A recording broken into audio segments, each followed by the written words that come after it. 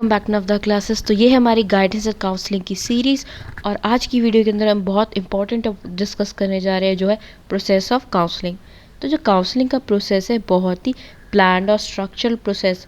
हम पिछली वीडियोस के अंदर भी यही डिस्कस कर रहे थे। ये स्ट्रक्चरल प्रोसेस है। स्ट्रक्चरल प्रोसेस इसलिए है क्योंकि इसके अंदर क्या क्या स्टेप्स फॉलो किए जाएंगे ये ऑलरेडी प्री डिसाइड होते हैं। इसको हम कोऑपरेटिव प्रोसेस भी बोलते हैं क्योंकि यहाँ पर जो एक्सपर्ट होता है यानी कि जो प्रोफेशनल है वो हेल्प करता है काउंसलिंग की, यानी कि जिसको प्रॉब्लम है और उसके साथ पूरी तरह कोऑपरेट करता है उसकी प्रॉब्लम को सॉल्व करने के लिए।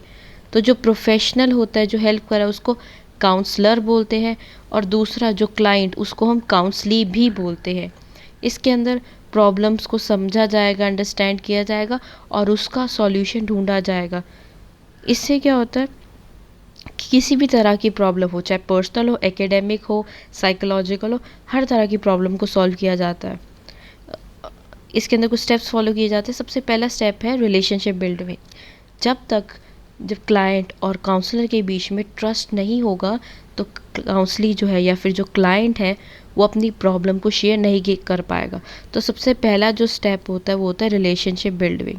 रिलेशनशिप बिल्डिंग में क्या है कि जो काउंसलर है उसको काउंसली वो होता है जिसको प्रॉब्लम होती है और काउंसलर उस काउंसली ही हेल्प करता है।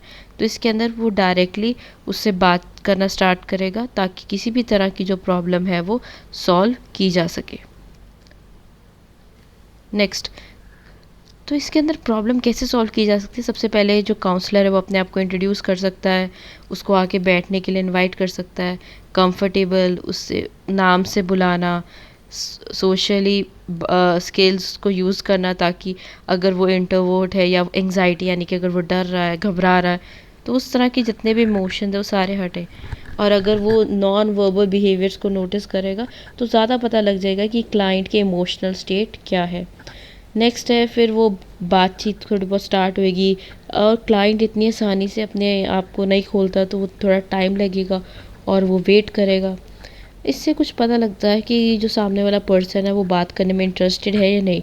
अगर इंटरेस्टेड नहीं है तो काउंसलर को और अलग अलग मेथड यूज़ करने पड़ेंगे फ्रेंडली एटीट्यूड बनाने के लिए।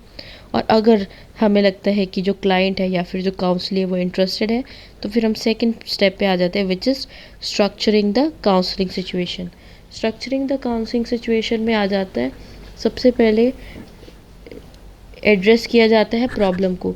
प्रॉब्लम जो है क्लाइंट को इन्फॉर्म किया जाएगा कि ये जो प्रॉब्लम है ये दोनों मिलके सॉल्व करेंगे, जो क्लाइंट है वो अकेला नहीं है। इसके अंदर दो स्टेप, एक फर्स्ट प्रोसेस और सेकंड प्रोसेस। फर्स्ट के अंदर अपनी प्रॉब्लम को इंट्रोड्यूस किया जाएगा और सेकंड प्रोसेस के अंदर जो प्रॉब्लम है उसको असेस किया जाएगा कि मेन प्रॉब्लम क्या है और उसको किस तरह सॉल्व किया जा सकता है। अब यहाँ पर डिटेल में स्टडी की जाएगी प्रॉब्लम में कि और क्लाइंट को रिक्वेस्ट किया जाएगा उस प्रॉब्लम के बारे में थोड़ा और डिटेल में बताए।